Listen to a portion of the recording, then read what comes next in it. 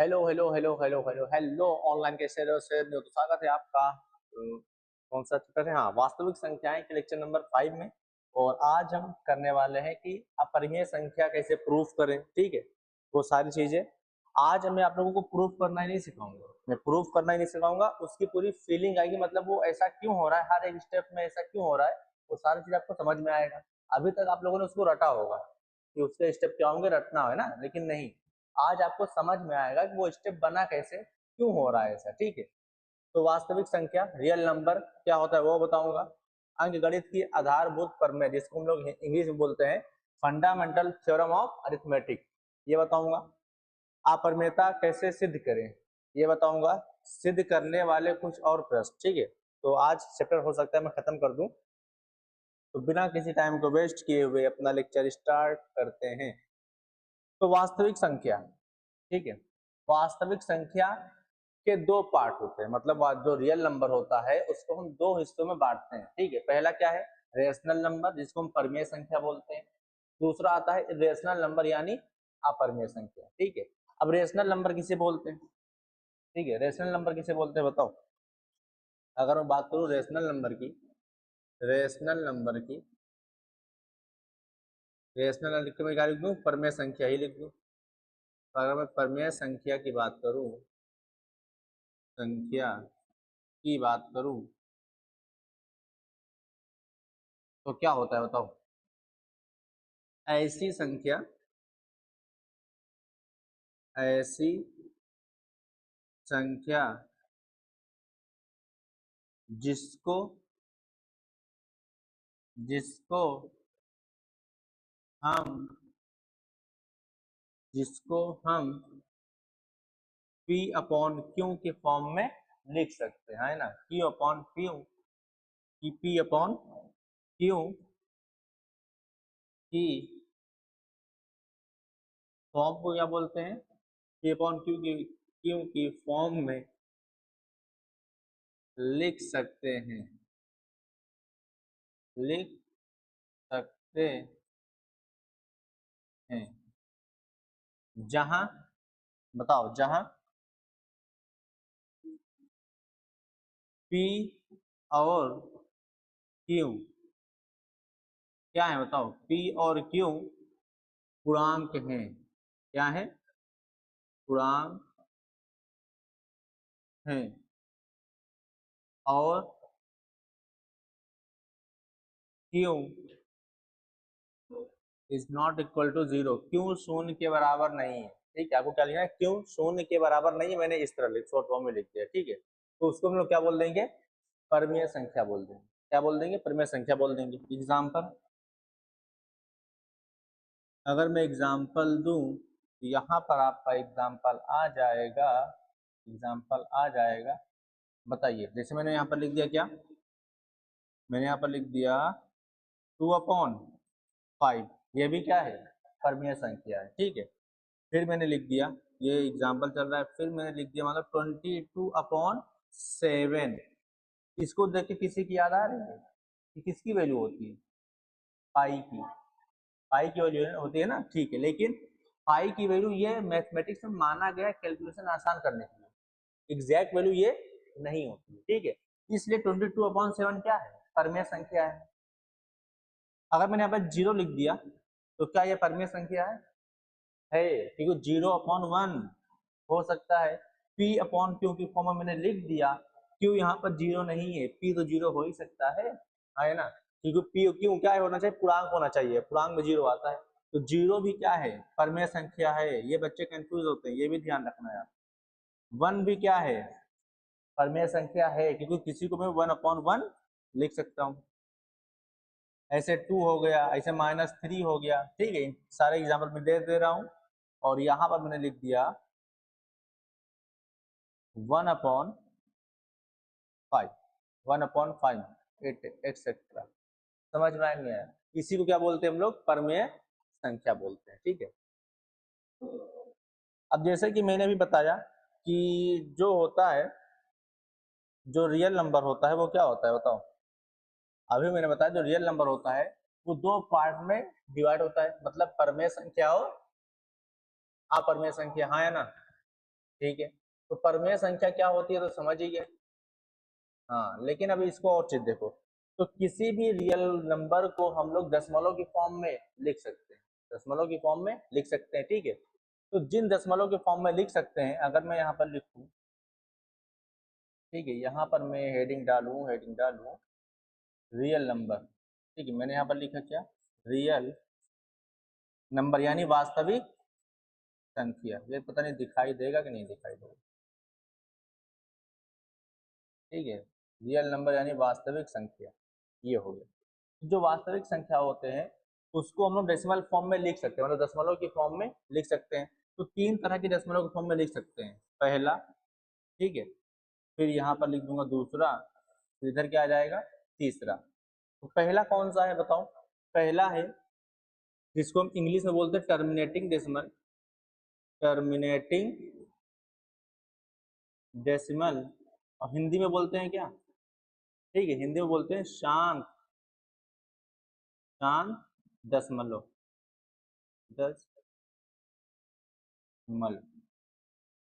ये समझ में आया कि नहीं आया, ऐसे लिखते हैं ना, ये हो गया।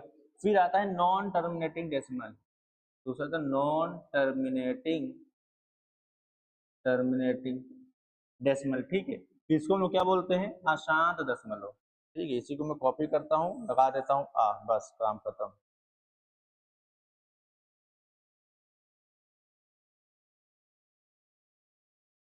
इसको कॉपी करो, लगा दो यहाँ पर, बस काम खत्म, ये हो गया, ठीक है। इसको ऐसा कर देते हैं, यहाँ पर लिख दो क्या, अशांत दशमलव, ये हो गया।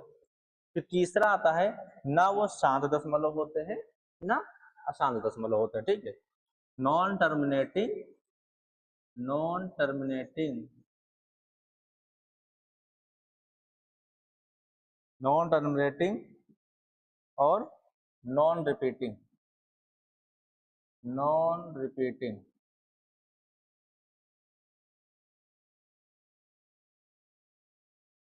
Non terminating, non repeating. अब देखो ध्यान से, टर्मिनेटिंग डेसिमल मतलब शांत दशमलव हम किसे बोलते हैं, ऐसे डेसिमल या फिर ऐसे दशमलव जो कुछ दशमलव के बाद खत्म हो जाते हैं, जिनका विनाश हो जाता है, ठीक है, जिनका विनाश हो जाता है कुछ नंबर के बाद, जिनका कुछ पॉइंट के बाद जिनका विनाश हो जाता है। जैसे एग्जाम्पल ले लो, एग्जाम्पल मैंने यहाँ पर लिख दिया, मान लो 10/5, मैंने क्या लिख दिया 10/5, जब डिवाइड करोगे तो क्या आएगा, 2 आएगा, है ना।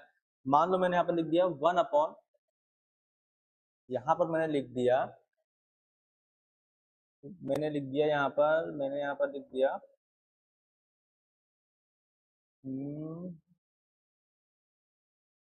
9/18, मैंने ये लिख दिया 9/18, तो ये कितना हो जाएगा 0.5, 0.5। देखो एक दशमलव के बाद मतलब जितना एक नंबर है उसके बाद क्या होगा, रुक गया मामला, खत्म हो गया, ठीक है, विनाश हो गया, इसलिए इसको क्या बोलेंगे हम लोग, शांत दशमलव बोलेंगे, ठीक है। फिर यहाँ पर अशांत वाले में क्या होता है कि ये खत्म नहीं होते हैं, ये रिपीट करते हैं, क्या करते हैं, रिपीट करते हैं, ठीक है। तो यहाँ पर रिपीट करना शुरू कर देते हैं। जैसे मैंने यहाँ पर लिख दिया 3.4444, ऐसे क्या हो रहा है, चलता जा रहा है, ठीक है। इसको हम लोग 9th क्लास में पढ़े, इसको लिख सकते हैं 3.4 के ऊपर, ठीक है। इसी को क्या बोलते हैं, अशांत दशमलव, इसी को क्या बोलते हैं, अशांत दशमलव, ठीक है।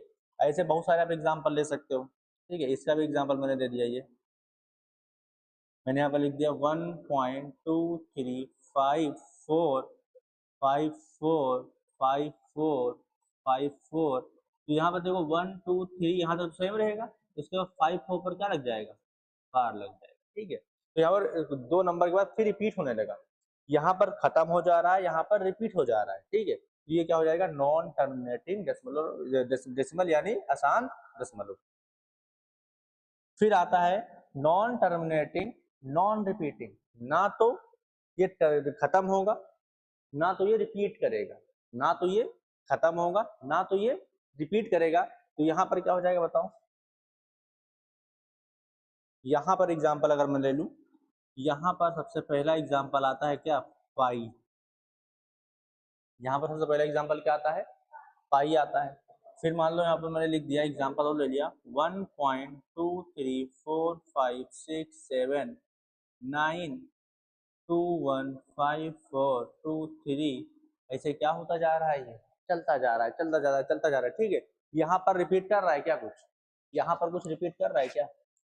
वॉइस तो मेरी यहाँ से परफेक्ट है, ठीक है, तो यहाँ से रिपीट भी नहीं कर रहा है। ठीक है, ये क्या हो जाएगा, नॉन रिपीटिंग। ठीक, नॉन टर्मिनेटिंग, नॉन रिपीटिंग। ऐसे ही एक नाम होता है मैथमेटिक्स का ही ई। ठीक है, ई की वैल्यू होती है लगभग 2.71 करके होती है। ठीक, ये भी क्या होता है, नॉन टर्मिनेटिंग नॉन रिपीटिंग ही होता है। फिर आता है √2। √2 की जो वैल्यू होती है कितनी होती है, 1.414 होती है, लेकिन वो एग्जैक्ट वैल्यू नहीं होती है। √2 की एग्जैक्ट वैल्यू आज तक कोई निकाल ही नहीं पाया। ठीक है, ऐसे √3 हो जाएगा, ऐसे √5 हो जाएगा, एक्सेट्रा। समझ में आया कि नहीं आया? ठीक है, अब देखो ध्यान से, इन दोनों को हम लोग बोलते हैं रेशनल नंबर। इन दोनों को क्या बोलते हैं, रेशनल नंबर। जो पी अपॉन क्यू की फॉर्म में लिखा है ना, यही है। या तो जो रेशनल नंबर होता है, या तो कुछ दशमलव के बाद खत्म हो जाता है, ठीक है, या तो रिपीट होने लगता है। ठीक है, तो ये क्या हो जाता है, रेशनल नंबर। तो इन दोनों को हम लोग मिला के बोलेंगे, इसको और इसको अगर मैं मिला दूं तो ये क्या हो जाएगा, परिमेय संख्या। ये क्या हो जाएगी, परिमेय संख्या। ठीक है, और जो अकेला एक बेचारा बचा उसको क्या बोल देंगे हम लोग, अपरिमेय संख्या। ठीक है, ये क्या हो जाएगा, अपरिमेय संख्या। मैंने यहाँ पर लिख दिया अपरिमेय संख्या। बताओ समझ में आया? ठीक है, अब इन्हीं दोनों को अगर मैं मिला दूं, मतलब परिमेय संख्या और अपरिमेय संख्या को मिला दूं तो क्या मिल जाता है, वास्तविक संख्या। क्या मिल जाती है, वास्तविक संख्या। क्लियर? बताओ। और 9th क्लास में आपने ये भी पढ़ा होगा, क्या पढ़ा होगा, कि हम लोग मतलब कोई बिना डिवाइड किए, जैसे यहाँ पर मुझे डिवाइड करना पड़ रहा है, ठीक, कुछ भी दोनों डिवाइड करना पड़ेगा ना। जैसे 2/5 कितना होगा, 0.4 होगा, जैसे ये कितना हो जाएगा, 0.4 हो जाएगा, है ना। तो यहाँ पर ये कौन सा डेसिमल है, शांत दशमलव हो या फिर अशांत दशमलव है, शांत दशमलव है। ठीक है, तो मुझे यहाँ पर डिवाइड करना पड़ा, लेकिन बिना डिवाइड करे भी हम लोग पता लगा सकते हैं कि वो शांत दशमलव होगा या फिर अशांत होगा। ठीक है, कैसे, देखो ध्यान से।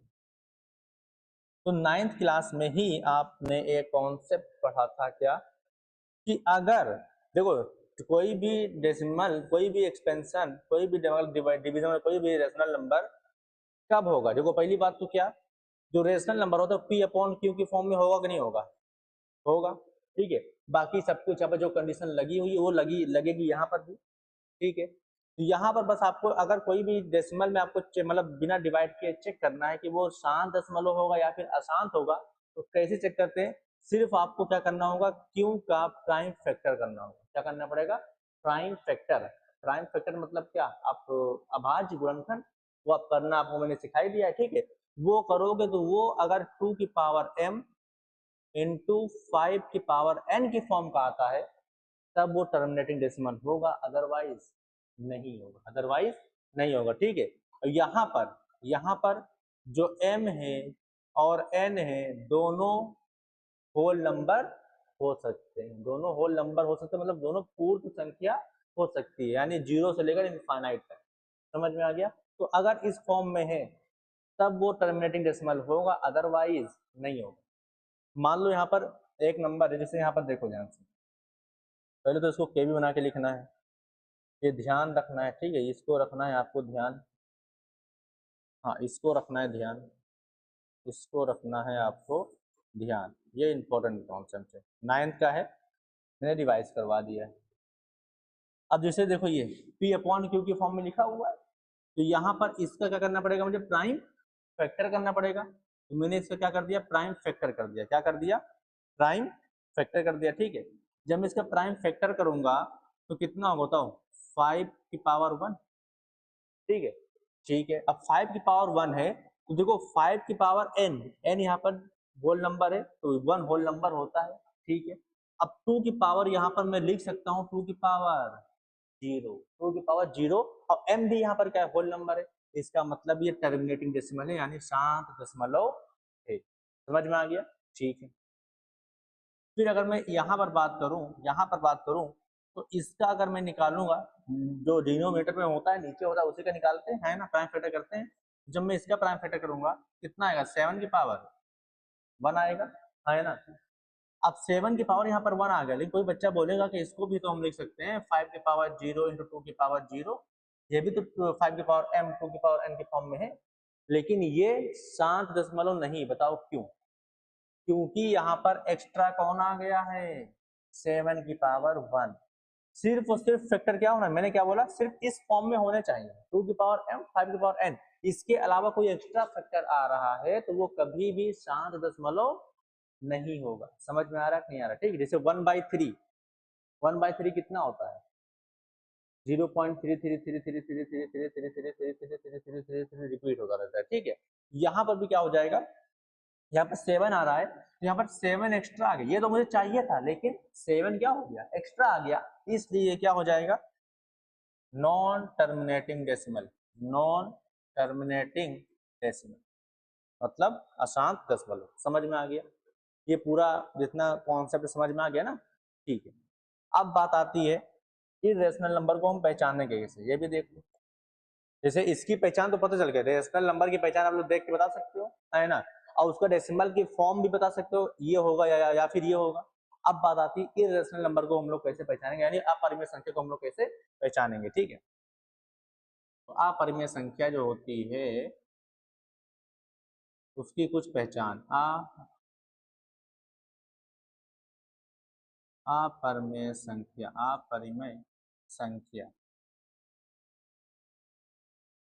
ठीक है। इसकी कुछ पहचान है।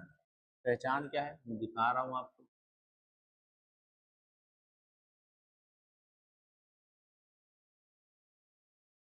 सबसे पहली पहचान जो मैंने यहाँ पर लिखा, अगर डेसिमल फॉर्म में लिखा हुआ है तो ना तो वो रिपीट करेगा ना वो टर्मिनेट होगा, ना वो रिपीट करेगा ना वो टर्मिनेट करेगा। मतलब क्या?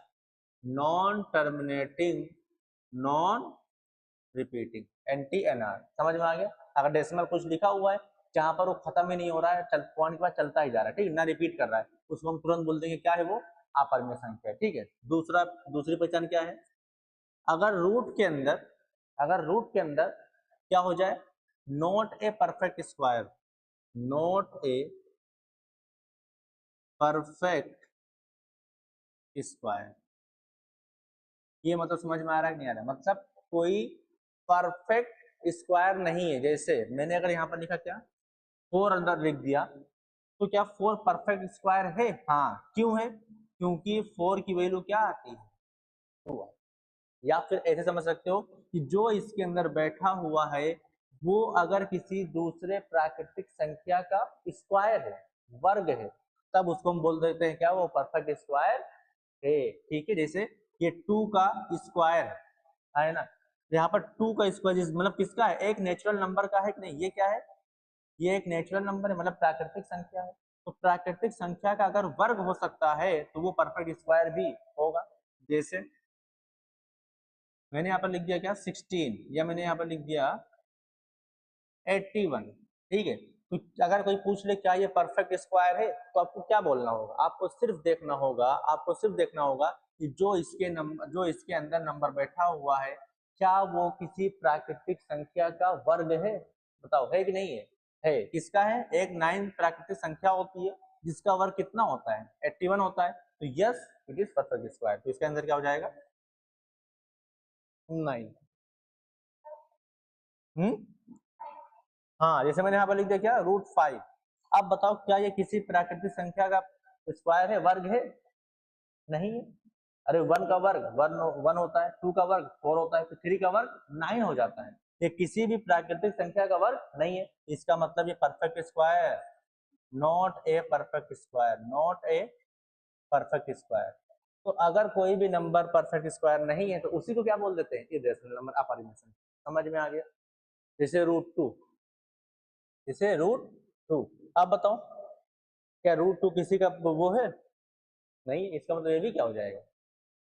समझ में आ गया ना? जैसे मैंने लिख दिया क्या √12, मैंने ये लिख दिया, ये किसी का वर्ग है, किसी प्राकृतिक संख्या का नहीं, ये भी क्या हो जाएगा, अपरिमेय संख्या हो जाएगी। समझ में आ रहा है कि नहीं आ रहा? ठीक है, तो आप देख कर पहचान सकते हो। तीसरी पहचान होती है क्या, रूट के अंदर अगर अभाज्य संख्या आ जाए, अभाज्य संख्या मतलब प्राइम नंबर आ जाए, ठीक है, ये हो गया प्राइम नंबर आ जाए। तो ये तीन पहचान होती है किसी भी अपरिमेय संख्या को पहचानने के लिए। समझ में आ गया? मैंने ये भी समझा, ये तो पीछे समझा दिया, ये मैंने अभी समझा दिया। अभाज्य संख्या तो देख कर, जैसे 2 क्या है, अभाज्य संख्या है, तो ये क्या हो जाएगा, अपरिमेय संख्या। 5 क्या है, अभाज्य संख्या, तो ये क्या हो जाएगा, अपरिमेय संख्या। अब √12, ये 12 तो अभाज्य संख्या नहीं है, लेकिन 12 किसी भी नेचुरल नंबर का वर्ग भी नहीं है। वर्ग मतलब वही स्क्वायर ना, स्क्वायर भी नहीं, इसलिए इसको क्या बोल देंगे हम लोग। समझ में आ गया? ठीक है, आप चलते हैं पूर्व वाले सवाल पर। तो उसके लिए ध्यान से आपको देखना होगा, ठीक, कॉन्सेप्ट आपको सीखना होगा पूरा, कॉन्सेप्ट आपको सीखना। चलो एक चीज मैं और बता देता हूँ इसी में, कि अगर हम रेशनल को ऐड वेट करते हैं तो क्या होता है, ठीक है, यही मैं बता देता हूँ। देखो ध्यान से, कुछ बातें आपको ध्यान रखनी है। जैसे मैं परमेय संख्या अपरिमेय संख्या नहीं लिख रहा हूँ, रेशनल और इरेशनल का आर और आई लिख रहा हूँ, ठीक है, ताकि जल्दी हो जाए। मैंने यहाँ पर लिखा क्या, ये क्या है, रेशनल नंबर है, ठीक है। तो यहाँ पर मेरे R80 लिख दिया, प्लस करो या फिर माइनस करो, प्लस करो या फिर माइनस करो किसी भी इरेशनल नंबर के साथ, किसी भी इरेशनल नंबर के साथ, तो हमेशा ये क्या आएगा, एक इरेशनल नंबर ही आएगा। समझ में आया कि नहीं आया? ये समझ में? देखो ध्यान से, कोई भी रेशनल नंबर ले लो, ठीक है, इसको मैं नए पेज पर ही बताता हूँ क्योंकि एग्जाम्पल भी देना पड़ेगा, तो जगह यहाँ पर हो जाएगी कम।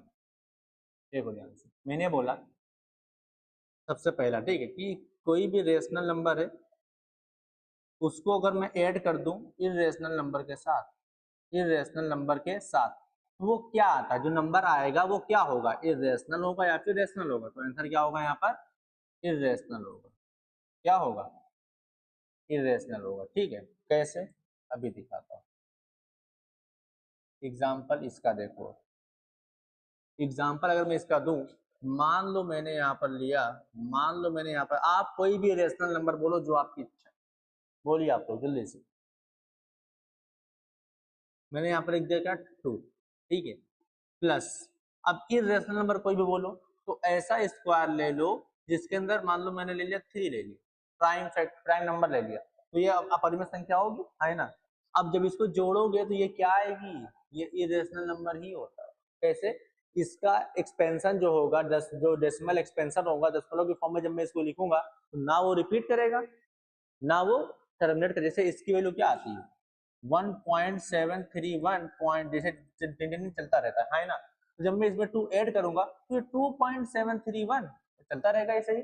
ये भी तो ना तो रिपीट कर रहा है ना टर्मिनेट कर रहा है, सिर्फ ऐड ही तो हो जाएगा। तो ये क्या हो जाएगा, अपरिमेय संख्या। समझ में आ गया? ऐसे ही अगर मैं यहाँ पर माइनस कर दूंगा, अगर मैं यहाँ पर क्या कर दूं, माइनस कर दूं, यहाँ माइनस लगा दूं, फिर भी तो वही आएगा। समझ में आ रहा है नहीं आ रहा है? ठीक है, तो ये इसका मतलब होता है। फिर दूसरा आपको लिखना है क्या, किसी भी रेशनल नंबर को अगर मैं मल्टीप्लाई कर दूं, क्या कर दूं, मल्टीप्लाई कर दूं किससे, इरेशनल नंबर से, तो वो भी क्या आता है, इरेशनल नंबर आता है। बस यहाँ पर ध्यान देने वाली बात ये है कि जो रेशनल नंबर होगा वो यहाँ पर 0 के बराबर नहीं लेंगे, नॉन जीरो लेंगे। क्यों ऐसा, अगर मैंने 0 ले लिया तो 0 से कुछ भी मल्टीप्लाई करो 0 ही हो जाएगा, है ना। जैसे मैंने लिखा है यहाँ पर 0 क्या है, रेशनल नंबर, इंटू मैंने √3 ले लिया, ये क्या है, इरेशनल नंबर, मल्टीप्लाई करो क्या आएगा, 0 आएगा। और 0 क्या होता है, रेशनल नंबर होता है। लेकिन मैंने यहाँ पर क्या बोला कि दोनों का मल्टीप्लिकेशन क्या आ रहा है, इरेशनल नंबर आ रहा है। तो यहाँ पर आपको लिखना पड़ेगा कि 0 नहीं ले सकते, अगर 0 लोगे तो क्या हो जाएगा, रेशनल नंबर। एग्जाम्पल आपके सामने, ठीक है। हाँ, तो ये समझ में आएंगे ना, अगर मैं 0 लूंगा तो क्या बन जाएगा, रेशनल नंबर बन जाएगा, ठीक है। एग्जाम्पल दूसरा हो गया, समझ में आ गया। फिर तीसरा, फिर तीसरा क्या आता है, अगर मैं, ठीक है, इरेशनल नंबर को प्लस कर दूं, ठीक है, या माइनस कर दूं इरेशनल नंबर से, तो बताओ क्या होगा। इरेशनल नंबर को, चलो मैंने क्या कहते हैं, प्लस कर दिया, irrational number plus irrational number, अब क्या होगा बताओ, सोच के बताओ क्या हो सकता है, रेशनल होगा या फिर इरेशनल होगा। इरेशनल होगा, ठीक है, जैसे √2 प्लस √2 मैंने कर दिया तो क्या हो जाएगा, इरेशनल हो जाएगा, हाँ है ना।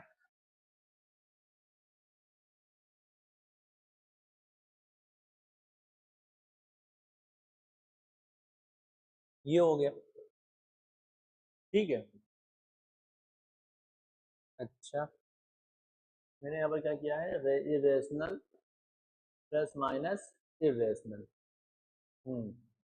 देखो ध्यान से, अब आपको क्या लग रहा है ये, जैसे यहाँ पर हम डिवीजन भी अगर ले लें, यहाँ पर अगर मैं क्या कर लूँ, डिवीजन भी कर लूँ, फिर भी क्या होगा, इरेशनल ही होगा, बस रेशनल नंबर जीरो नहीं लेना है। अगर जीरो लोगे तो डिवाइड करोगे, 0 अपॉन इरेशनल आएगा, मतलब √2, ये भी क्या हो जाएगा, रेशनल, ये रेशनल हो जाएगा, ठीक है। इसलिए मैंने क्या बोला, जीरो नहीं लेना है। अगर जीरो लोगे तो रेशनल रहेगा, अदरवाइज हमेशा क्या होगा, इरेशनल ही होगा, ठीक है। तो अगर मैं इरेशनल को चाहे मैं करूं प्लस, चाहे करूं माइनस, चाहे करूं मल्टीप्लाई, और चाहे करूं डिवाइड, ठीक है, उस किसके साथ, इरेशनल के साथ, किसके साथ, इरेशनल के साथ, तो यहां पर हम कांट से, इसका मतलब क्या हुआ, हम कह नहीं सकते कि वो रेशनल होगा या फिर इरेशनल होगा, क्यों, वो रेशनल भी हो सकता है, ठीक है, वो इरेशनल भी हो सकता है। एग्जाम्पल अब देख लो, क्लियर हो जाएगा पूरी बात।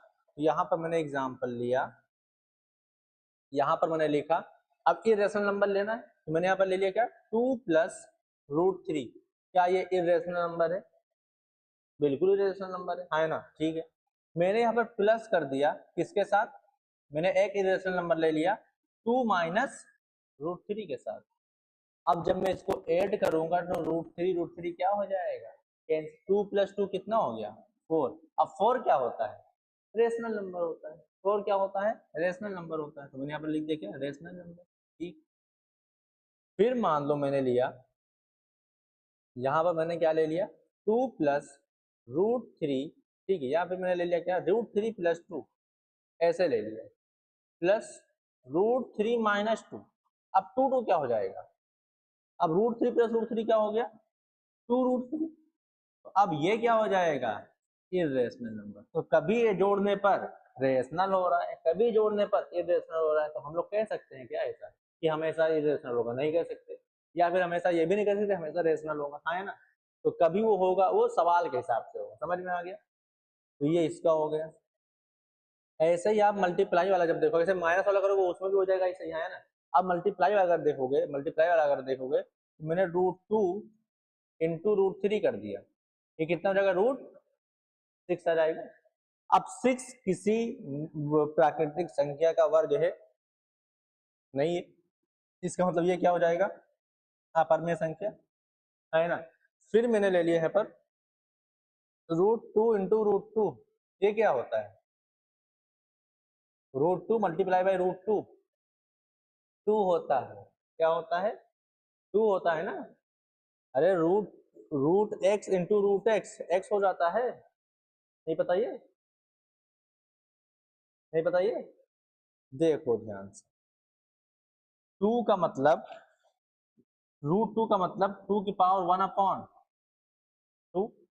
इस √2 का मतलब 2 की पावर 1/2। अब जब बेस सेम है तो 2 की पावर m, 2 की पावर n, तो पावर क्या हो जाएंगी, ऐड हो जाएंगी, है ना। तो ये हो जाएगा 2 की पावर 1 + 2 + 1 प्लस, ये होगा ना। अब 1 + 2 मतलब आधा प्लस आधा क्या, पूरा, मतलब 1 हो जाएगा यहाँ पर। ये हो जाएगा 2 की पावर 1, 2 की पावर 1 क्या होता है, 2 होता है, 2 की पावर 1 क्या होता है, 2 होता है, समझ में आ गया ना। हाँ, तो रूट के अंदर मल्टीप्लाई करने पर ये हो गया। अब देखो ये क्या है, ये तो एक रेशनल नंबर है, तो मल्टीप्लाई करने पर कभी इरेशनल, कभी इरेशनल, कभी रेशनल, तो इसका मतलब यहाँ पर भी हम लोग नहीं कर सकते। क्लियर इतनी बात, ठीक है, बस इतनी चर्चा इस पर बहुत है। अब कॉन्सेप्ट नंबर 1, तो खूबसूरत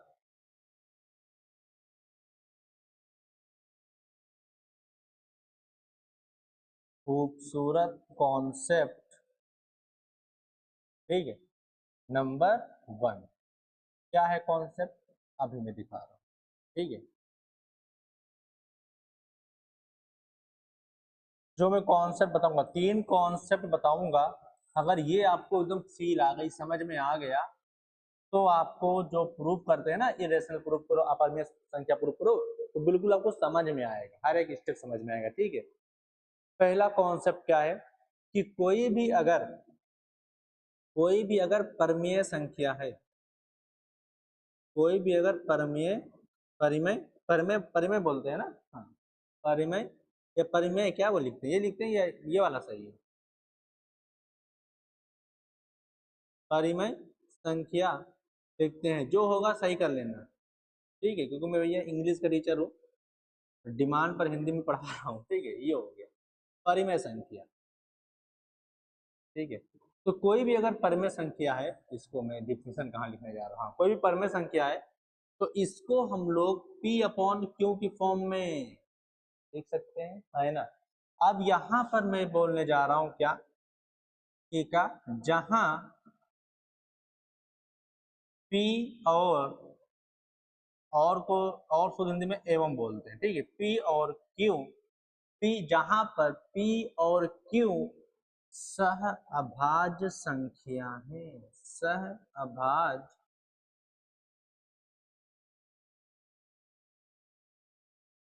संख्या है।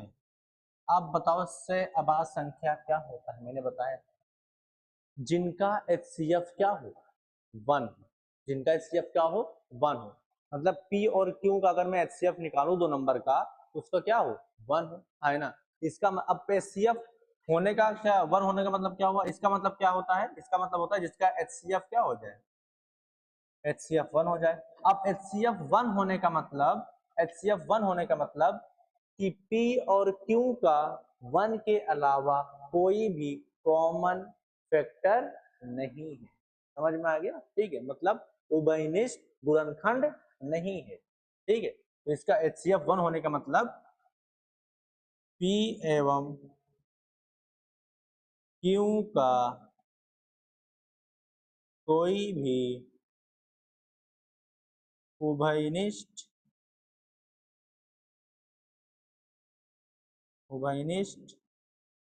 गुणनखंड, गुणनखंड, ठीक है। जब 1 के अलावा लिख लो यहाँ पर, P और Q का 1 के अलावा, क्योंकि 1 तो है ही कॉमन ना, P और Q का 1 के अलावा, 1 के अतिरिक्त बोल सकते हो शुद्ध हिंदी में, 1 के अतिरिक्त कोई भी उभयनिष्ठ गुणनखंड नहीं है। ये समझ में आया कि नहीं आया, पहला कॉन्सेप्ट ये, ठीक है, कि किसी भी परिमेय संख्या को हम P अपॉन Q की फॉर्म में लिख सकते हैं, जहां पर P और Q सह अभाज्य संख्या है, इनका HCF क्या होता है 1 होता है, आया ना, इनका HCF क्या होता है 1 होता है, और HCF 1 होने का मतलब P एवं Q का एक के अतिरिक्त या फिर 1 के अलावा कोई भी कॉमन फैक्टर नहीं है। क्लियर इतनी बात, ठीक है। अब सोच रहे होगे कि अभी डिफिनेशन मैंने लिखाई थी, वहां पर लिखा था P और Q इंटीजर्स है, पूर्णांक है, यहाँ पर मैंने लिखा दिया क्या, P और Q अभाज्य संख्या, मतलब को प्राइम नंबर है ना, क्या है को प्राइम नंबर। तो देखो ध्यान से, मैंने यहाँ पर लिख दिया, मान लो मैंने यहाँ पर लिख दिया 20/4, क्या लिख दिया 20/4।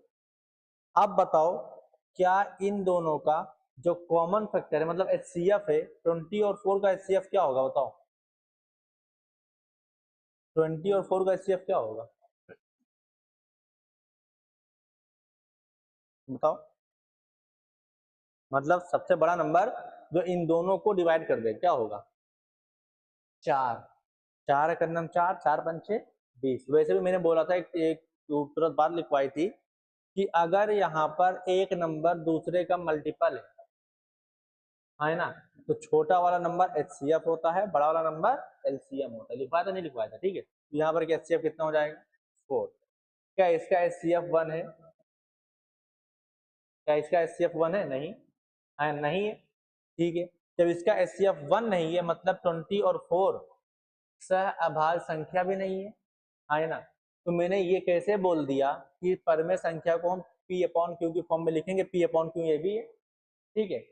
और जहां पर ये दोनों क्या होंगे, को प्राइम नंबर होंगे, तो ये तो गलत हो गया, लेकिन नहीं, देखो ध्यान से 20 अपॉन 4 को अगर मैं सिंप्लीफाई करूंगा, इसको अगर मैं सिंप्लीफाई मतलब कट पिट करूंगा, 4 पंचे क्या आ जाएगा 5 अपॉन 1। अब जब आप इसका निकालोगे HCF तो क्या आएगा 1 आएगा, ठीक है। तो कोई भी हम इंटीजर्स को P अपॉन Q के फॉर्म में लिखा हुआ है तो उसको हम को प्राइम की फॉर्म में लिख सकते हैं। समझ में आया कि नहीं आया? तो ये डिफिनेशन भी क्या है, सही है, सबसे परफेक्ट डिफिनेशन क्या है, यही है। बस वो 8th 9th क्लास में चलता आ रहा है P अपॉन Q पूर्णांक है, तो उसको हटाया नहीं गया। समझ में आ गया ना? तो ये डिफिनेशन भी सही है, समझ में आ गया। तो हम किसी भी नंबर को हम आभाज्य संख्या में मतलब इसमें स आभाज्य संख्या में कन्वर्ट कर सकते हैं। क्लियर इतनी बात? ये पहला कॉन्सेप्ट क्लियर हुआ एकदम। दूसरा कॉन्सेप्ट थ्योरम है। क्या थ्योरम है? Let P be a prime number and P be a positive prime number. क्या मैंने इसकी हिंदी लिखी है? हाँ ये लिखी है ना, ये नहीं है, ये नहीं है, हिंदी मैंने नहीं लिखी है। चलो कोई बात नहीं, हिंदी की हम लोगों को जरूरत भी नहीं है, ठीक है। मैं मतलब समझा दे रहा हूँ, मतलब समझ में आना चाहिए।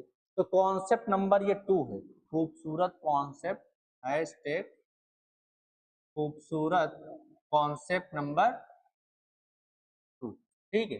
ये थ्योरम नंबर 2 है। अब सोच रहे होगे थ्योरम नंबर 1 कहाँ गई, तो अभी आगे बताऊंगा, ठीक है। वो थ्योरम नंबर 2 क्या है? Let P be a prime number. तो इसका तो समझ में आ ही रहा होगा ना कि P क्या है, एक प्राइम नंबर है, मतलब अभाज्य संख्या है, ठीक है। And A be a positive integer, और A क्या है, इंटीजर। A क्या है, इंटीजर से पूर्णांक, ठीक है। If P divides A square, ये इंपॉर्टेंट है, यहां पर बोल रहा है if P divides A square, मतलब यदि, इसका मतलब क्या हो जाएगा, यदि P, ठीक है, P A स्क्वायर को विभाजित करता है, क्या करता है, विभाजित करता है, ठीक है। यदि P A स्क्वायर को विभाजित करता है then P divides A also. इसका मतलब क्या हुआ, तो P A को भी विभाजित करेगा, विभाजित करेगा। यही थ्योरम है, यही क्या है, थ्योरम है। क्या? यदि P A स्क्वायर को विभाजित करता है तो P A को भी विभाजित करेगा, बस कंडीशन क्या है, P होना चाहिए प्राइम नंबर, अभाज्य संख्या होनी चाहिए, ठीक है। ये भी लिख दे रहा हूं यहाँ पर, जो P होना चाहिए वो क्या होना चाहिए, अभाज्य संख्या, और A क्या होना चाहिए, एक पॉजिटिव पूर्णांक होना चाहिए, ठीक है, धनात्मक पूर्णांक होना चाहिए। क्लियर इतनी बात? फिर यहाँ पर अगर मैं आपको एग्जाम्पल दूं, अभी समझ में आएगा इसका कहने का मतलब क्या है। देखो ध्यान से, इसका कहने का मतलब ये है कि मैंने एक नंबर ले लिया, मान लो 3।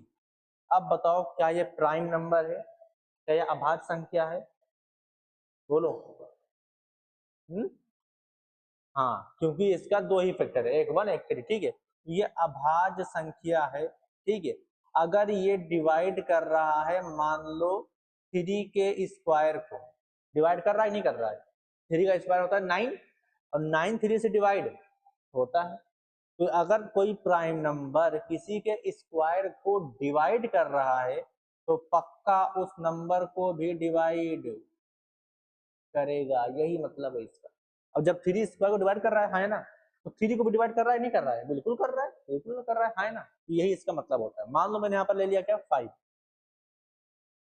अब 5 कैसी संख्या है, अभाज्य संख्या है ना।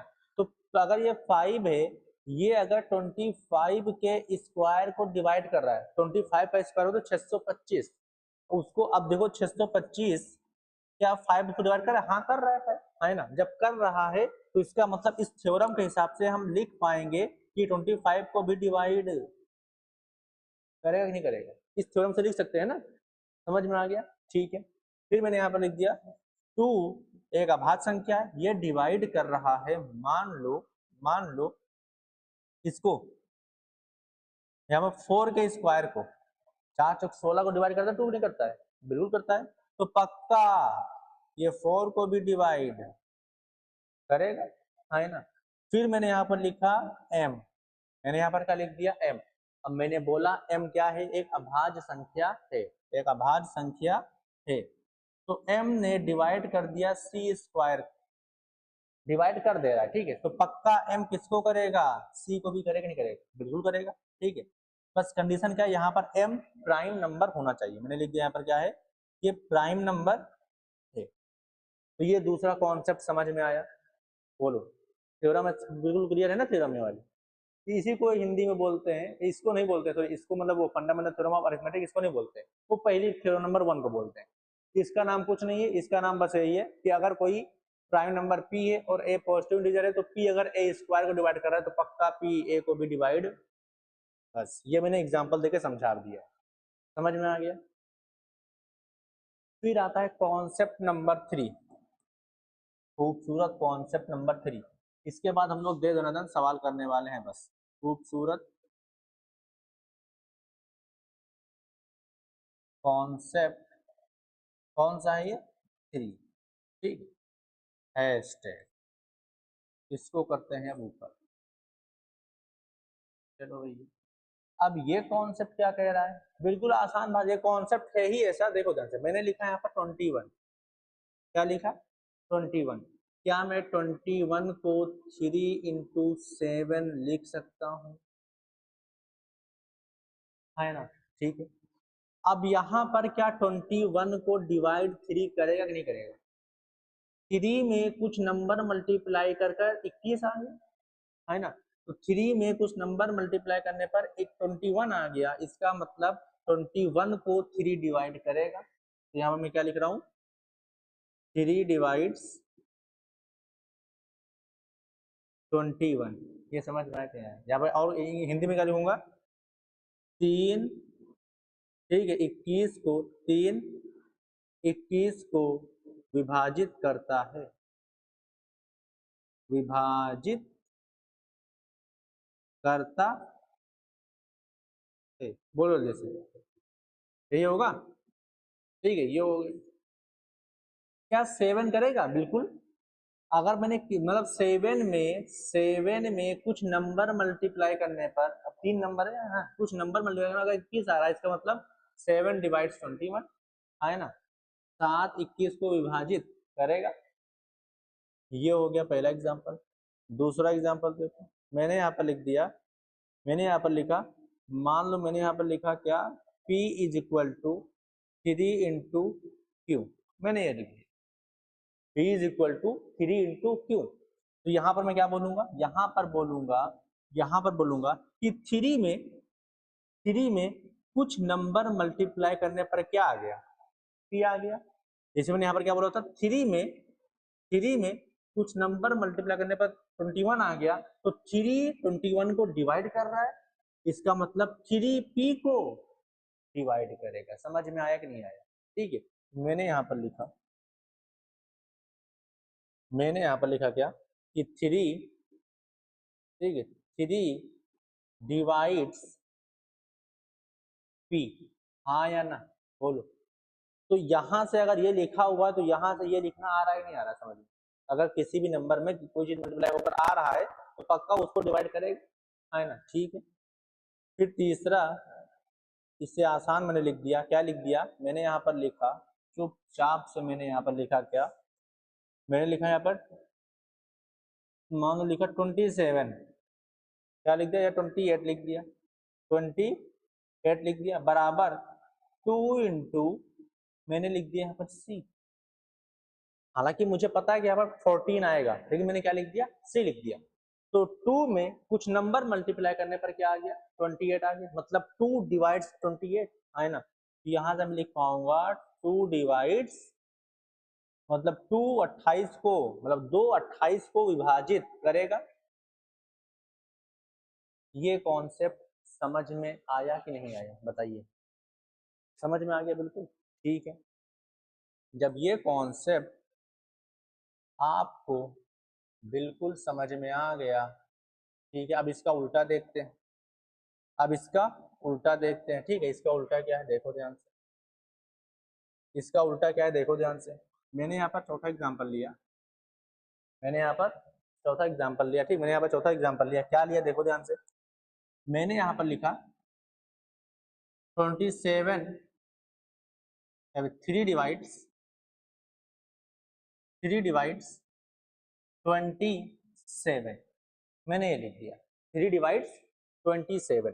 तो इसका मतलब क्या होगा, जैसे यहाँ पर पहले ये दिया था तो उसको मैंने इसमें इंग्लिश में लिखा था, है ना। अब यहाँ पर ये दिया हुआ है 3 डिवाइड 27, इसका मतलब क्या होगा, इसका मतलब होगा कि 3 में कुछ नंबर मल्टीप्लाई करने पर क्या आएगा, 27। समझ में आ रहा है कि नहीं आ रहा है? अब वो नंबर यहाँ पर क्या होगा, वो नंबर क्या होगा यहाँ पर, मान लो सी होगा। हालांकि पता है कि 9 होगा, है ना, लेकिन मैंने क्या लिख दिया, सी लिख दिया।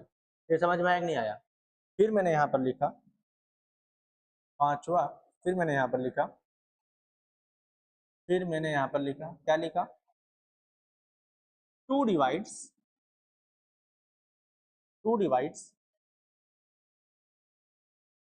पी। मैंने यहाँ पर लिख दिया क्या, या क्यों लिख दिया, 2 डिवाइड्स क्यों लिख दिया। अब इसका मतलब इसको जब मैं इस फॉर्म में लिखूंगा, मैथमेटिकल फॉर्म में लिखूंगा, तो 2 क्यों को डिवाइड कर रहा है, मतलब ये कि 2 में कुछ नंबर सी मल्टीप्लाई करने पर क्या आ जाएगा, क्यों आ जाएगा। फिर मैंने यहाँ पर आखिरी एग्जांपल लिया, समझने की कोशिश करना पूरी, ठीक है।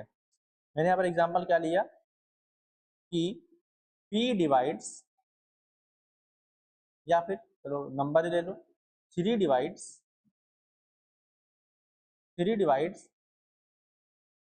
p स्क्वायर, मैंने ये लिख दिया। जो 3 है वो p के स्क्वायर को क्या कर रहा है, डिवाइड कर रहा है, फिर विभाजित कर रहा है। इसका मतलब क्या होगा कि जो यहाँ पर क्या है बताओ, 3 में कुछ नंबर मल्टीप्लाई करने पर क्या आएगा, p स्क्वायर आएगा, है ना। ये हो गया ना। अब ये बताओ, जब यहाँ पर ये क्या है, मैंने जैसे यहाँ पर लिखा था, ठीक है, इसका मतलब अब थ्योरम नंबर 1 जो मैंने लिखवाई थी पीछे, उस कॉन्सेप्ट से, जब यहाँ पर 3 क्या है, एक अभाज्य संख्या है, जब ये किसी के स्क्वायर को डिवाइड कर रहा है, मतलब क्या होगा, 3 डिवाइड्स p आल्सो, है ना। उससे इस्तेमाल करके ये लिख सकता हूं मैं। जब मैं ये लिख पाऊंगा तो यहाँ पर क्या हो जाएगा, यहाँ पर क्या होगा, 3 में कुछ नंबर मल्टीप्लाई करने पर क्या आ गया, p आ गया। बताओ, तो यहां से ये लिखना आया और यहां से ये लिखना आया, समझ में आ गया ना। तो बस काम कर। तो अब सवाल देखते हैं, ठीक है, इसी पर हम लोग अब क्या देखते हैं, सवाल देखते हैं कैसे लगेगा। तो ये देखो, ये एक सवाल मस्ट है बोर्ड एग्जाम में आने के लिए, जितना मैं करवा रहा हूँ उसी में से आएगा, उसके अलावा नहीं आएगा। बाकी उसके अलावा भी आ गया तो आप लोग कर लोगे, क्योंकि मैं सारे तरह के सवाल करवा दूंगा। 2027 के लिए इंपॉर्टेंट है। Prove that √3 is an irrational number. Hindi में सिद्ध कीजिए कि √3 एक अपरिमेय संख्या है। बहुत बार पूछा गया है, ठीक है, मैंने इतनी बार लिखा है, बाकी ये पूछा बहुत बार गया है। तो यहाँ पर हम लोग मेथड ऑफ कंट्राडिक्शन का इस्तेमाल करते हैं। मतलब मान लो आपका कोई फ्रेंड है, ठीक है, आप उसको मानते हो कि बहुत अच्छा है, आपको मतलब आपका हर कहना माना, लेकिन बाद में किसी से पता चला कि ना वो आपकी बुराई कर रहा है किसी से, तो आप क्या कहोगे, वो अच्छा नहीं है। जब वो अच्छा नहीं है तो क्या है, बेकार है, गंदा है ना। मतलब है मेथड ऑफ कंट्राडिक्शन। अगर कोई चीज अच्छी नहीं होगी तो क्या होगी, खराब होगी। तो यहाँ पर हम लोग पहले मान लेंगे कि ये क्या है, परिमेय संख्या है। क्या कर लेंगे, ये परिमेय संख्या है, रेशनल नंबर है। फिर बाद में पता चलेगा, हम लोग कुछ कुछ करेंगे काम, फिर बाद में पता चलेगा कि जो मैंने माना था वो क्या है, गलत है। ठीक है, वो क्या गलत है। जब मैंने माना ये परिमेय संख्या है, वो गलत हो गया, इसका मतलब वो क्या होगा, अपरिमेय संख्या हो जाएगी, है ना। ये हो गया, तो इसी का इस्तेमाल करते हैं यहाँ पर। तो यहाँ पर क्या करेंगे, मतलब माना और जिस तरह मैं लिख रहा हूँ सेम एज इट इज ऐसे ही आपको बोर्ड एग्जाम में लिखना, ताकि फुल मार्क्स इस पे मिले, अदरवाइज नंबर कट जाएगा। ठीक है, माना √3 एक परिमेय संख्या है, परिमेय संख्या, इसलिए मैं पहला सवाल बिल्कुल आराम से लिखवा रहा हूँ। ठीक है, परिमेय संख्या है, यही होगी, जो भी हो। ठीक है, परिमेय संख्या है, ये हो गया। जब मैंने माना कि ये परिमेय संख्या है और मैंने कॉन्सेप्ट नंबर 1 बताया था, क्या बताया था देखो ध्यान से, कोई भी परिमेय संख्या होगी उसको हम P/Q की फॉर्म में लिख पाएंगे, है ना। तो जो मैंने कॉन्सेप्ट नंबर 1 बताया था, जब मैंने मान लिया परिमेय संख्या है, मतलब मैं √3 को लिख सकता हूँ P/Q की फॉर्म में, हाँ या ना बोलो, लिख दिया। फिर मैंने ये भी वहां पर लिखा था कॉन्सेप्ट नंबर 1 में, जहां, ठीक है, जहां, या फिर यहां लिख दो, कुछ भी लिखो, जहां P और Q, P और Q, P और Q सह अभाज्य संख्या है, सह अभाज्य संख्या संख्या है, बोलो, ये हो गया। इसका मतलब यानी इसका मतलब क्या, इसका मतलब P और Q के, P और Q के 1 के अलावा या 1 के अतिरिक्त, 1 के अतिरिक्त कोई भी उभयनिष्ठ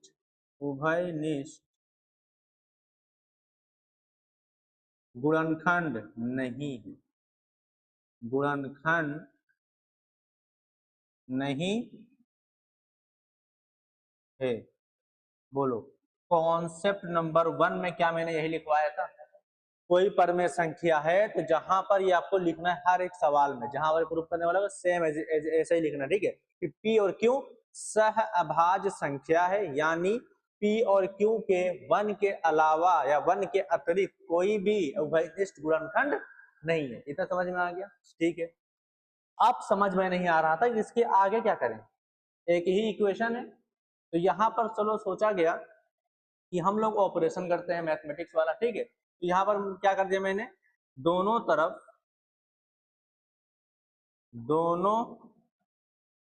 तरफ वर्गीकरण करने पर,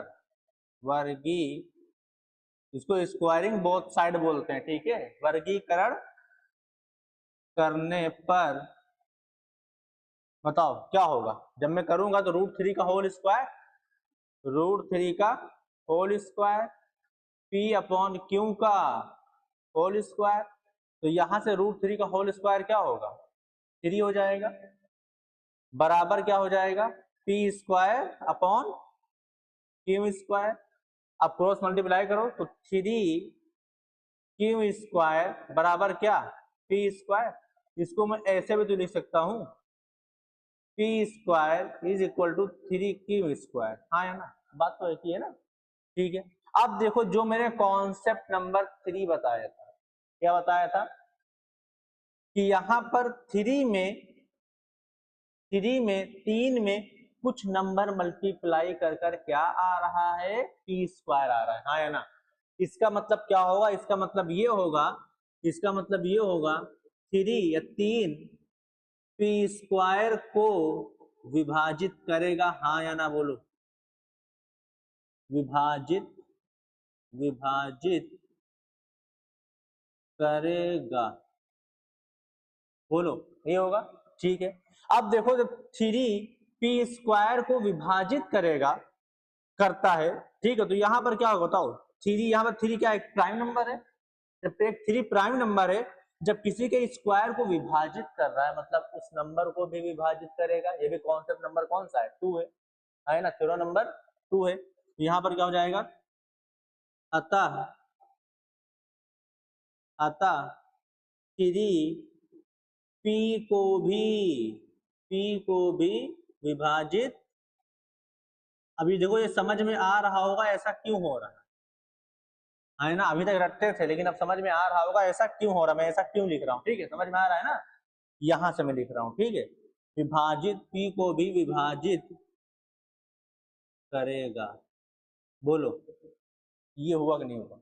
अब यहाँ पर 3p को विभाजित कर रहा है, इसका मतलब ये हुआ कि 3p का एक गुणनखंड है ना, यहाँ पर क्या हो गया 3, ठीक है, ये यहां से हटा दो, लिख दिया यार अतः, यहाँ पर लिख दो अतः 3p का एक गुणनखंड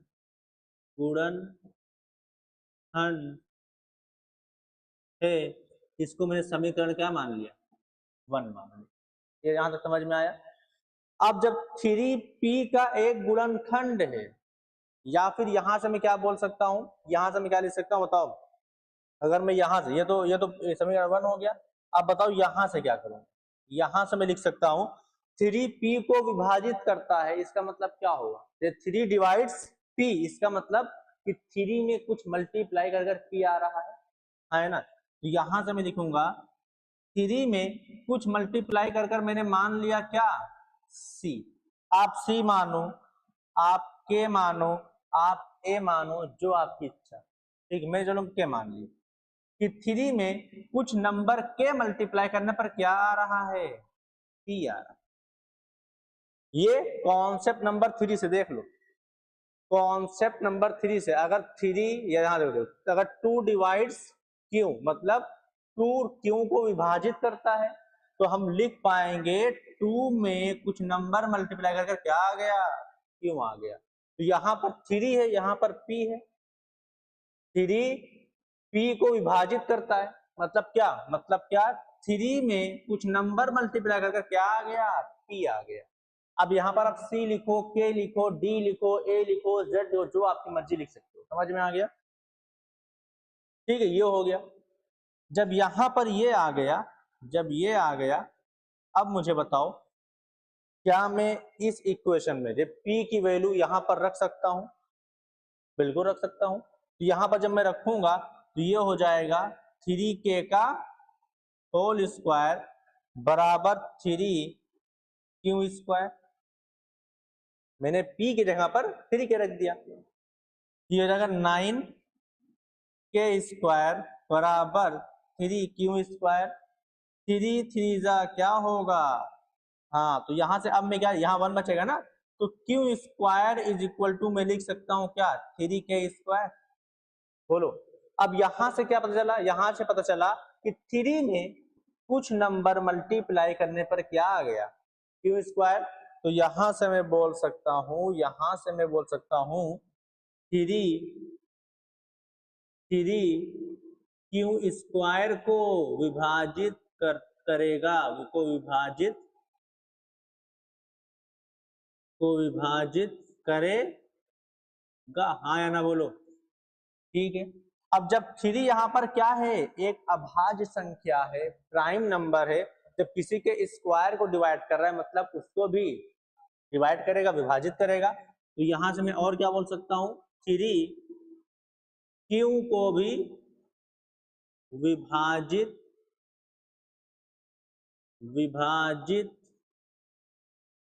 करेगा। अब 3 क्यू को विभाजित करेगा, इसका मतलब ये हुआ अतः 3 क्यू का एक गुणनखंड है, बोलो एक गुणनखंड है, बोलो जैसे एक गुणनखंड है, समीकरण नंबर 2। यहां तक बताओ समझ में आया, बिल्कुल बिल्कुल समझ में आ गया ना। अब देखो बिल्कुल डिटेल में हम लोग जा रहे हैं, इस तरह आपने कभी आंसर नहीं लिखा होगा अभी तक, नहीं लिखा ना, हाँ ऐसा ही आंसर लिखोगे तो आपको पूरा नंबर मिलेगा, 5 नंबर में आएगा तो 5 नंबर मिलेगा, 4 नंबर में आएगा तो 4 नंबर मिलेगा, अदरवाइज पूरा नंबर आपको नहीं मिलने वाला, कुछ भी कर लो, समझ में आ गया। इसके बाद आपको लिखना है क्या, समीकरण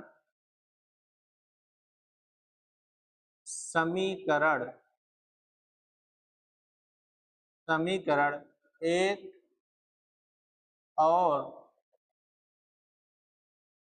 2 से। ठीक है, अब देखो समीकरण 1 और 2 से, समीकरण 1 और 2 से मैं क्या बोल सकता हूं, मैं बोल सकता हूं कि 3p का भी एक गुणनखंड है, 3q का भी एक गुणनखंड है। इसका मतलब 3p और q का एक उभयनिष्ठ गुणनखंड है। हाँ, दोनों कॉमन हो गया ना यहाँ पर, तो यहाँ पर क्या हो जाएगा, यहां से मैं बोल पाऊंगा 3p और q का एक उभयनिष्ठ गुणनखंड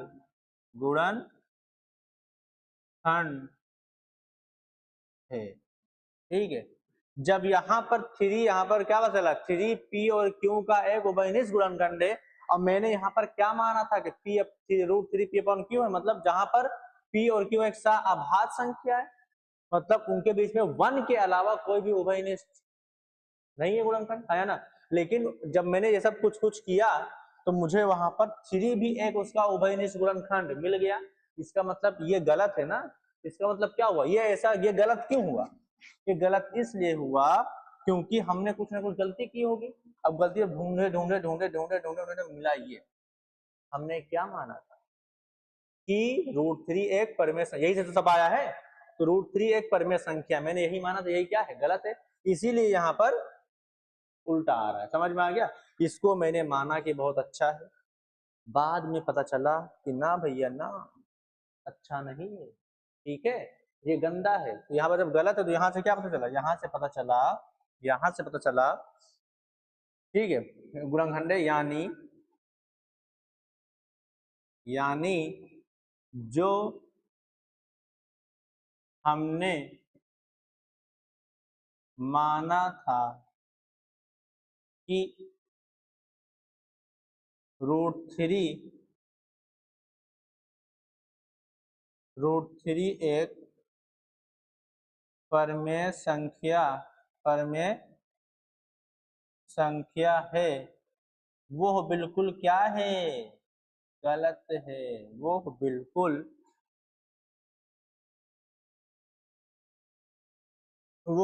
गलत है, ठीक है। जब वो गलत है इसलिए हम कह सकते हैं क्या, इसलिए √3 एक अपरिमेय संख्या होगी। एक जब रेशनल नंबर है तो क्या होगी, अपरिमेय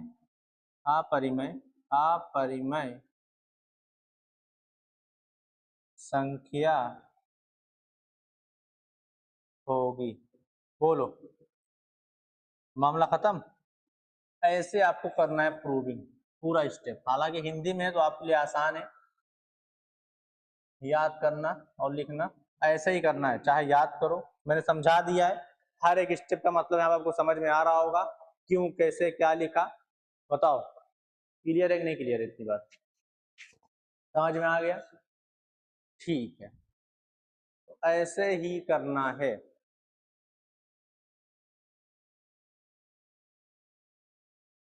ऑनलाइन देख लीजिए एक बार, ठीक है, ऐसे ही करना है। अब देखो किस तरह सवाल होता है, अब इस तरह से ये तो सवाल अब हो ही जाएगा, √3 √2 है, TH नंबर 1, और किस तरह सवाल बनता है, इस तरह बनता है, ठीक है, कि √2 एक इरेशनल नंबर है, मैंने हिंदी नहीं लिखा है लेकिन समझ में आएगा, हाँ समझ में आएगा बिल्कुल, क्यों आएगा, √3 क्या है, एक अपरिमेय संख्या, ये दिया हुआ है, प्रूव करना है कि ये नंबर भी क्या होगा, अपरिमेय संख्या होगी।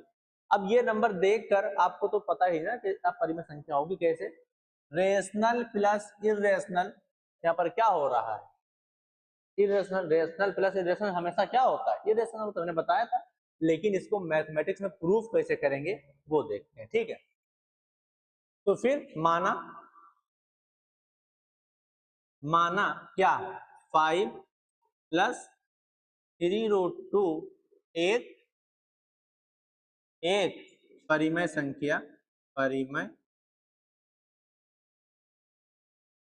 संख्या है। बोलो, यही होगा मामला। जब ये परिमेय संख्या है इसका मतलब मैं लिख पाऊंगा फिर वही concept number 1, 5 + 3√2 is equal to P upon Q, है ना। फिर यहाँ पर मैं क्या लिखूंगा, जहां पर P और Q एक सह अभाज्य संख्या है, यानी P और Q के 1 के अलावा कोई भी उभयनिष्ठ गुणनखंड, सेम चीज लिखना है। तो ये आपका क्या है, सेम चीज। समझ में आया कि नहीं आया, ये आपको लिख लेना है, ठीक है। ये हो गया। अब यहाँ पर क्या करते हैं हम लोग, इस तरह के सवाल में जहां पर रेशनल प्लस इरेशनल हो, एक तो डायरेक्ट इरेशनल हो गया, मतलब √2 √3 ये सब हो गया, ठीक है, या फिर ये ना हो, मल्टीप्लाई में 3√2 ये सब हो गया, तो जैसे मैंने पीछे कराया वैसे करना है। दूसरा, अगर कोई रेशनल नंबर इरेशनल ऐड हो रहा हो तब कैसे करना है, ये और आसान होता है।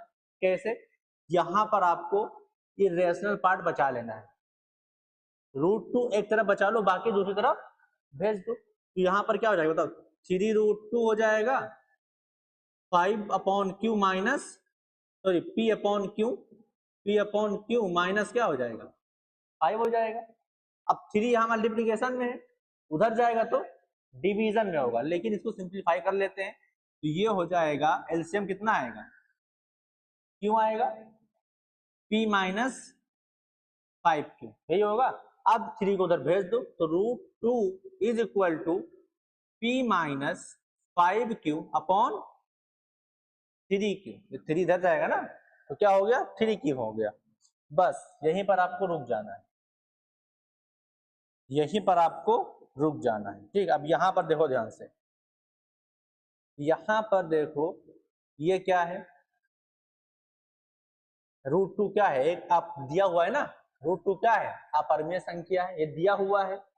अगर न दिया होता तो पहले हम लोग इसको प्रूफ करते, समझ में आ गया। ये लेन दिया सवाल, लेकिन शायद मतलब देकर ही रखेगा वो। तो ये क्या है, एक अपरिमेय संख्या है, अपरिमेय संख्या है, अपरिमेय अपरिमेय अपरिमेय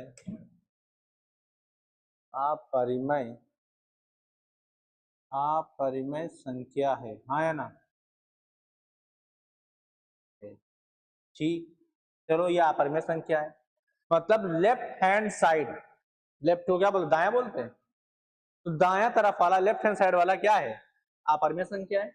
अब जब मैं इधर गया, अब ये बताओ यहाँ पर P क्या होगा, एक पूर्णांक होगा, अरे P अपॉन Q पूर्णांक ही तो होता है ना। P क्या होगा, एक पूर्णांक होगा, क्यों क्या होगा, पूर्णांक होगा। अब पूर्णांक, ये भी 5 क्या है, पूर्णांक है, तो पूर्णांक इंटू पूर्णांक क्या होता है, पूर्णांक होता है ना। पूर्णांक इंटू पूर्णांक क्या होता है, पूर्णांक होता है। पूर्णांक इंटू पूर्णांक क्या होता है, पूर्णांक होता है ना। अब ये बताओ, पूर्णांक माइनस पूर्णांक क्या होता है, पूर्णांक ही होता है। अरे इंटीजर्स माइनस इंटीजर क्या होगा, इंटीजर ही होगा। और इंटीजर डिवाइड बाय इंटीजर क्या आएगा, इंटीजर ही आएगा। मतलब ये पूरा हिस्सा जो इधर वाला है वो एक क्या है, पूर्णांक है। ये क्या है, पूर्णांक है, पूर्णांक है, ठीक है। अब पूर्णांक देखो, पूर्णांक एक चीज देखो, पूर्णांक को अगर मैं पूर्णांक से डिवाइड करूंगा तो इंटीजर हो भी सकता है, नहीं हो, जैसे ये क्या हो जाएगा 2.5, ये इंटीजर है क्या, पूर्णांक है क्या, नहीं, ठीक है। तो यहाँ पर पूर्णांक अपॉन पूर्णांक पक्का रेशनल नंबर होगा, मतलब परिमेय संख्या होगी। ये तो हो सकता है ना, P अपॉन Q की, P अपॉन Q डिफिनेशन क्या थी परिमेय संख्या की, P अपॉन Q की फॉर्म में होता है, जहां पर P और Q क्या होता है, पूर्णांक होता है, जो मैंने पहले डिफिनेशन पढ़ाई थी, है ना। तो यहाँ पर P और P पूरा ऊपर का हिस्सा जो है, ऊपर का हिस्सा क्या है बताओ, अगर मैं ऊपर के हिस्से की बात करूं, ऊपर के हिस्से की बात करूं, तो ऊपर का हिस्सा क्या है, पूर्णांक है ना। न्यूमरेटर जो है, ये हिस्सा जो है, ये क्या है, एक पूर्णांक है ना, ये एक पूर्णांक है। जब ये एक पूर्णांक है और ये भी क्या है, ये भी एक पूर्णांक है। अब पूर्णांक अपॉन पूर्णांक क्या होता है, परिमेय संख्या होती है, क्या होती है, परिमेय संख्या, ठीक है। तो ये क्या हो जाएगा पूरा, परिमेय संख्या, परिमेय संख्या। अब मुझे ये बताओ, क्या कोई अपरिमेय संख्या परिमेय संख्या के बराबर हो सकती है कभी, नहीं, कभी नहीं हो सकती। जब ये कभी हो नहीं सकती मतलब ये इम्पॉसिबल है। इम्पॉसिबल मतलब क्या, असंभव है ना। तो यहाँ पर जो समीकरण लिखा है, तो ऊपर दी हुई समीकरण, यहाँ पर लिखना है क्या, ऊपर दी हुई समीकरण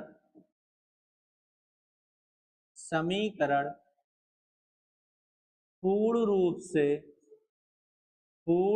से असंभव है ना। क्यों असंभव है समझ में आ रहा होगा। इधर क्या है इरेशनल, इधर क्या है रेशनल। तो इरेशनल कभी भी रेशनल के बराबर नहीं होगा। अगर होता तो हम लोग अलग से क्यों पढ़ते। ठीक है, तो पूर्ण रूप से असंभव है। जब ये असंभव है तो ऐसा क्यों हुआ, असंभव क्यों आया, क्योंकि मैंने यहाँ पर कुछ क्या गलत माना। ठीक है, तो जब ये असंभव है अतः हमने जो माना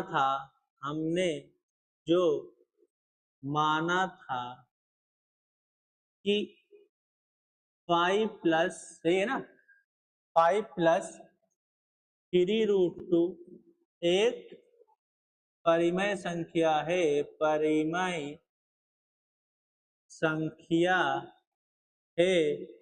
वो बिल्कुल क्या है, गलत है। वो बिल्कुल गलत है। जब ये गलत है इसलिए ये क्या होगा, अपरिमेय संख्या होगा, है ना। इसलिए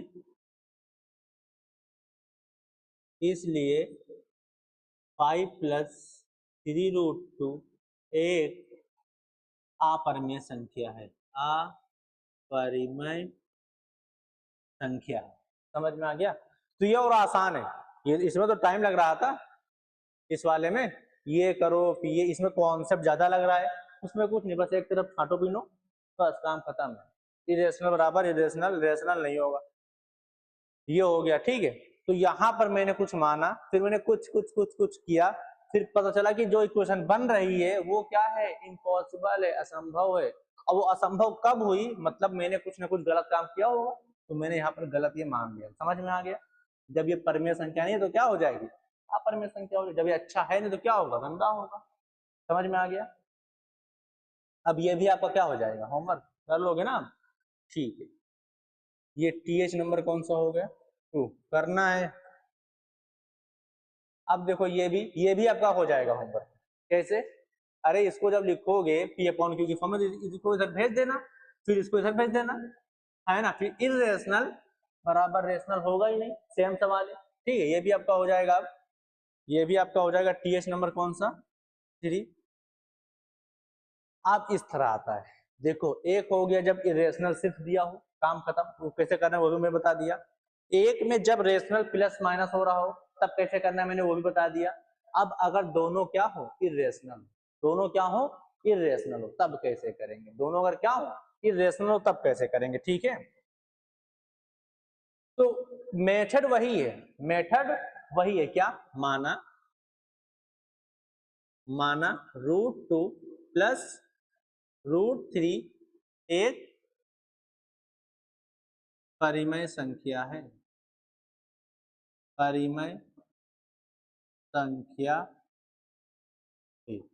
ठीक है, बोलो ये हो गया।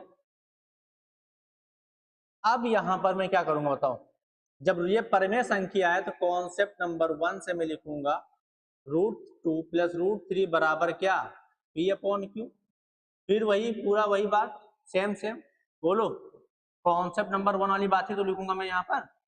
ये आपको लिखना है, लिख दिया। ठीक है, अब यहाँ पर दो रूट है, तो एक रूट को बचा लो, एक रूट को उधर भेज दो, बस काम करो।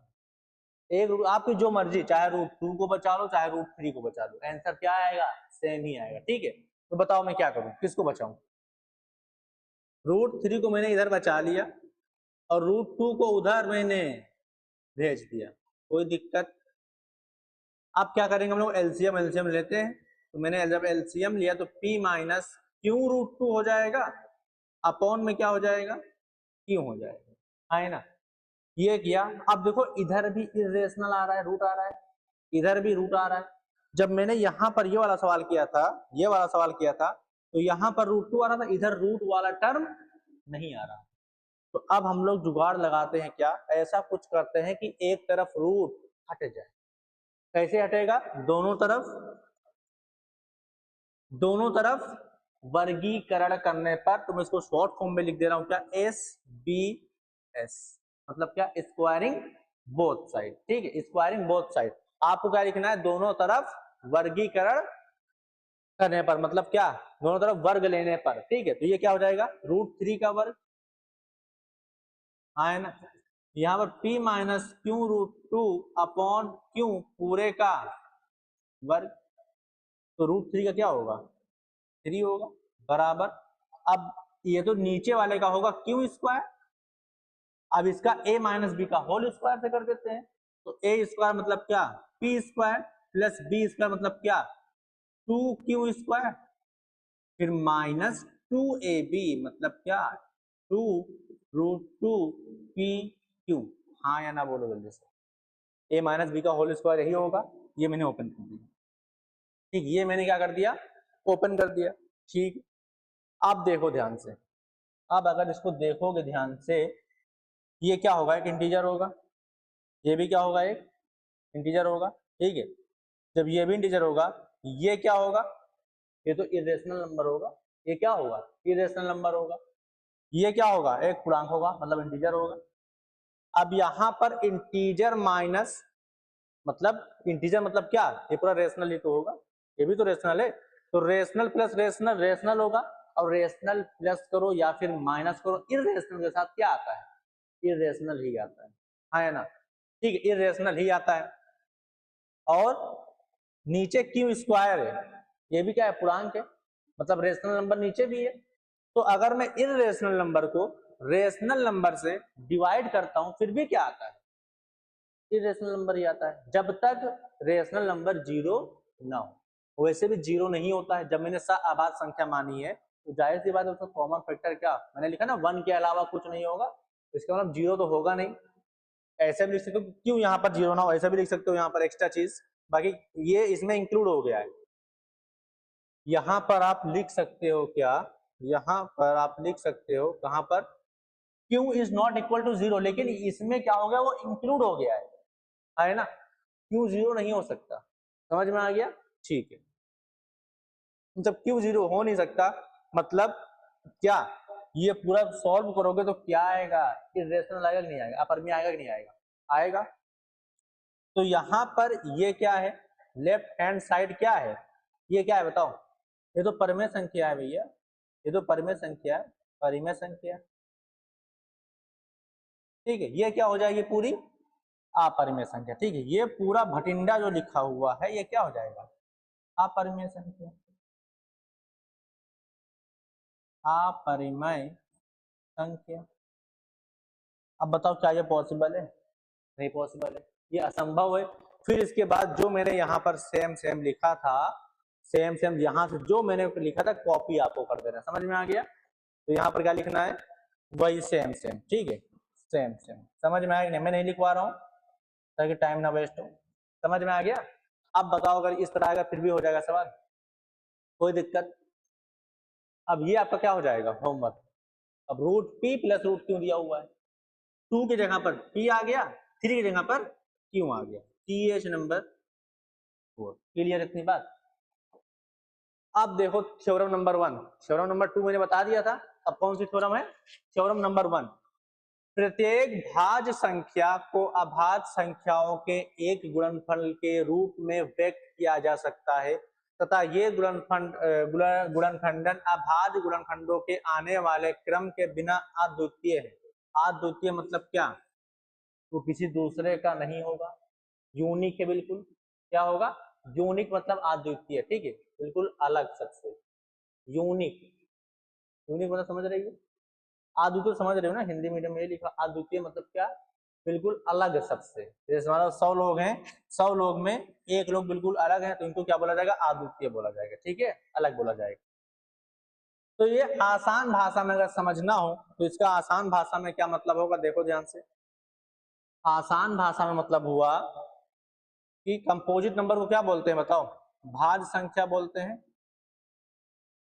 भाज्य संख्या कोई भी हो, भाज्य संख्या कोई भी हो, भाज्य संख्या को मैं अभाज्य गुणनखंड के फॉर्म में लिख सकता हूं, ये तो पहले ही पता है।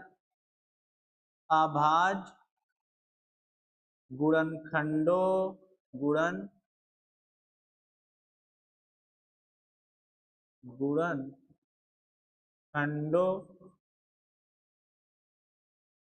की फॉर्म में, ठीक है, गुणनखंडों के रूप में, गुणनखंडों के रूप में लिखा जा सकता है, लिखा जा सकता है। इसका मतलब देखो ये है कि कोई भी अभाज्य संख्या हो, कोई भी कंपोजिट नंबर हो, अब कोई भी सोच लो, मान लो मैंने 10 ले लिया, मैंने क्या ले लिया, 10 ले लिया, क्या ये अब भाज्य संख्या है? बिल्कुल है।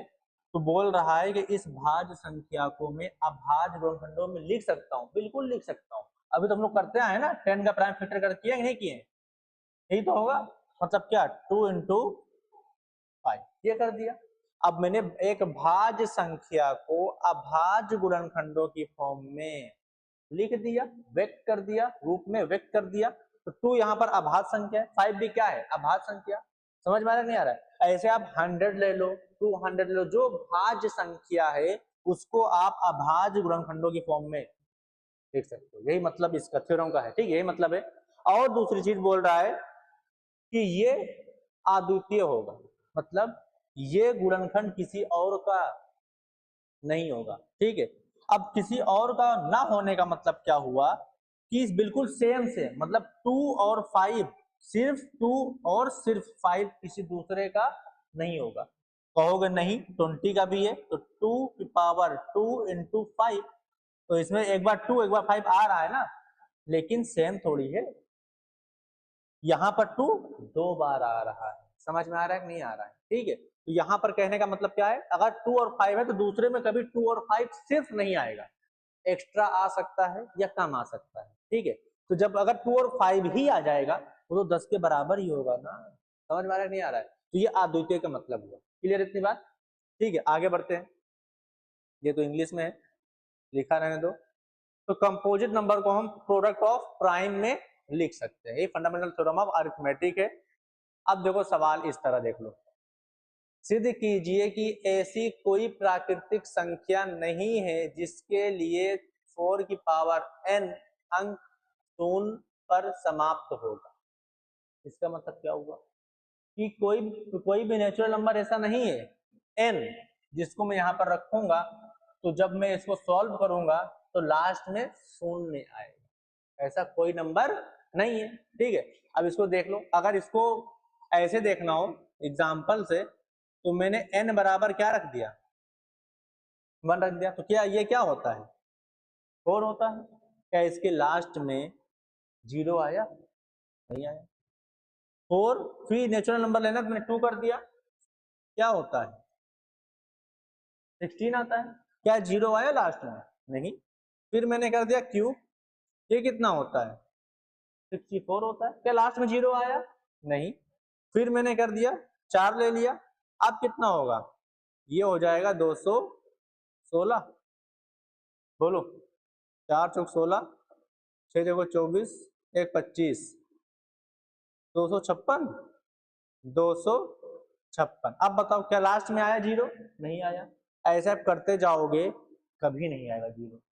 नेचुरल नंबर कुछ भी ले लो, 1 से स्टार्ट होता है, इनफाइनाइट तक जाता है, आप कुछ भी ले लो, लास्ट में या तो 4 आएगा या तो 6 आएगा, मतलब 6 आएगा, ठीक है। कभी भी शून्य नहीं आएगा, 0 नहीं आएगा, ठीक है, ये हो गया। अब किसी भी संख्या के एंड में, मतलब लास्ट जो अंक होता है उसमें शून्य कब आता है, देखो ध्यान से। कोई नंबर बताओ जिसमें 0 हो लास्ट में, मैंने 10 ले लिया, तो 2 इंटू क्या हो जाएगा, ये 5 हो जाएगा। फिर मैंने यहाँ पर मान लो ले लिया, और कोई नंबर बताओ जिसमें लास्ट में 0 आ रहा हो, कुछ भी बता दो। 20 ले लिया, 2 इंटू ये हो जाएगा। और कोई नंबर बताओ, तगड़ा नंबर, इसमें लग रहा हो नहीं ऐसा नहीं हो सकता, बताओ इसमें 0 आ रहा हो, 90। 90 ले लिया। अब 90 को जब मैं करूंगा तो ये हो जाएगा कितना,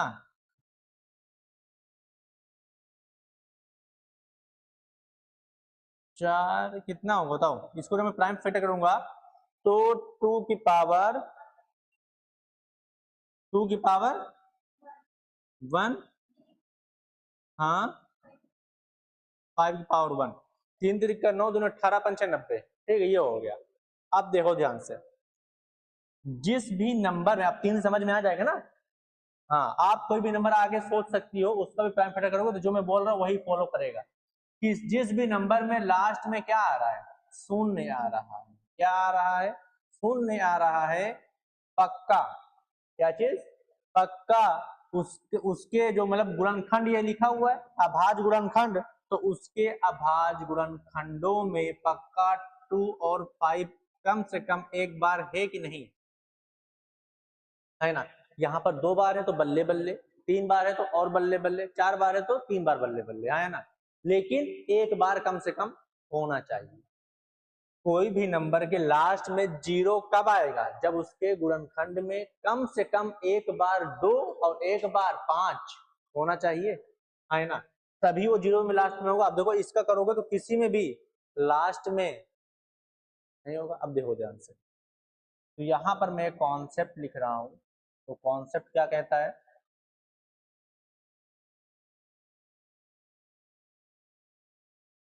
कोई भी संख्या, कोई भी संख्या, किसी भी संख्या के अंत में, किसी भी संख्या के अंत में शून्य, शून्य तभी आता है, तभी आता है जब उसके गुणनखंडों में, अभाज्य गुणनखंडों में, अभाज्य गुणनखंडों में 2 और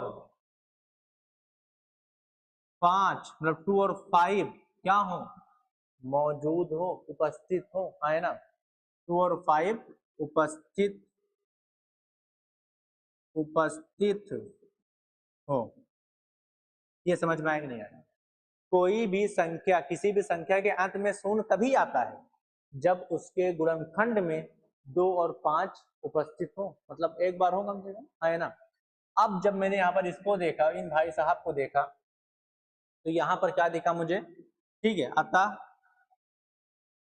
अतः मैं 4 को क्या लिख पाऊंगा, 2 इंटू 2। क्या इसमें आपको कहीं पर 5 दिखा, जब 5 दिखा नहीं तो ये कभी 0 से एंड होगा नहीं। आप कुछ भी स्क्वायर पे स्क्वायर जो मर्जी आए कर लो, है ना। तो यहाँ पर क्या हो रहा है, अतः 4 इज इक्वल टू 2 की पावर 2 इंटू 2, ठीक है ये हो गया। यहाँ पर, यहाँ पर, यहाँ पर 4 के गुणनखंडों में, गुणनखंडों में, खंडों में 5 नहीं, 5 नहीं है। इसलिए, इसलिए ठीक है, किसी भी, किसी भी, ठीक है, किसी भी संख्या, किसी भी प्राकृतिक, प्राकृतिक लिख देता हूं, प्राकृत, ठीक है भाई, प्राकृतिक में नेचुरल नंबर, किसी भी प्राकृत संख्या n के लिए, n के लिए 4 की पावर n, ठीक है, इसलिए किसी भी प्राकृतिक संख्या n के लिए 4 की पावर n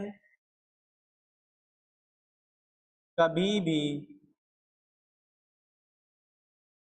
शून्य से या 4 की पावर n के अंत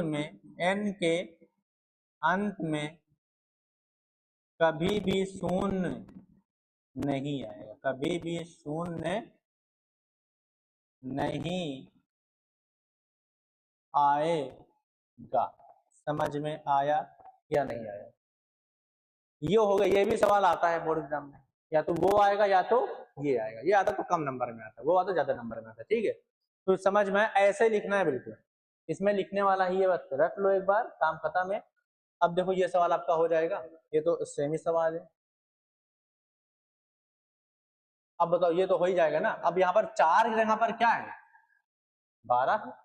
तो 12 का जब मैं प्राइम फैक्टर करता हूं तो क्या होता है, 2 इंटू, यही होता है। इसमें 5 है नहीं है, इसका मतलब नहीं एंड होगा, हाँ है ना। और दूसरी चीज बोल रहा है शून्य और 5 पर भी एंड नहीं होगा। अब कोई नंबर ऐसा बताओ जिसके अंदर 5 आ रहा हो। मान लिया मैंने क्या, 15, क्या होता है 3 इंटू 5। और कोई नंबर बताओ जो आपकी मर्जी, जिसे 5 आता हो लास्ट में। 35, तो ये हो जाएगा 7 इंटू 5। और कोई संख्या 25, ये हो जाएगा कितना 5 इंटू 5। मैंने यहाँ पर ले लिया का और बड़ा ले लिया 65, तो 13 इंटू। तो जिस भी संख्या में 5 आ रहा है, क्या उसके गुणनखंडों में पक्का कम से कम एक बार 5 तो आएगा ही, हाँ है ना। बोलो, ये हो गया। और 0 होने के लिए 5 तो आना चाहिए, उसके साथ साथ 2 भी आना चाहिए। तो बस इसमें 2 तो है लेकिन 5 है नहीं। जब 5 है ही नहीं तो 0 से, जब 2 है 5 है नहीं तो 0 से एंड करेगा नहीं, और जब 5 नहीं है तो 5 से भी एंड नहीं करेगा। तो ये सवाल सेम है, आपको सेम थ्योरी लिखनी है। समझ में आ रहा है ना, तो ये आपको लिखना है। बस यहाँ पर 0 या शून्य आपको लगा देना है, बस समझ में आ गया। शून्य और 5 कर देना। अब जितने सवाल बचे सारे आपको क्या है, होमवर्क। आपका चैप्टर खत्म हो चुका है। ठीक है, आपका चैप्टर क्या हो चुका है, खत्म हो चुका है। ओके, हाँ ये सवाल, ये 62 के लिए, हाँ तो ये रहा, देख लो। ये आया था अभी, इसी साल आया था 62। तो 62 को मैं लिख पाऊंगा 31 इंटू क्या 2, इसमें 5 है क्या, फिर काम खत्म। सेम चीज लिखना है, बस जहां पर 4 था वहां पर ये सब लिख देना है, काम खत्म, आंसर वही। ठीक है, तो बस आज इतना ही। अब नए चैप्टर से शुरुआत करेंगे कल से। मिलते हैं कल की क्लास में, लाइव क्लास में। तब तक के लिए okay bye, thank you so much.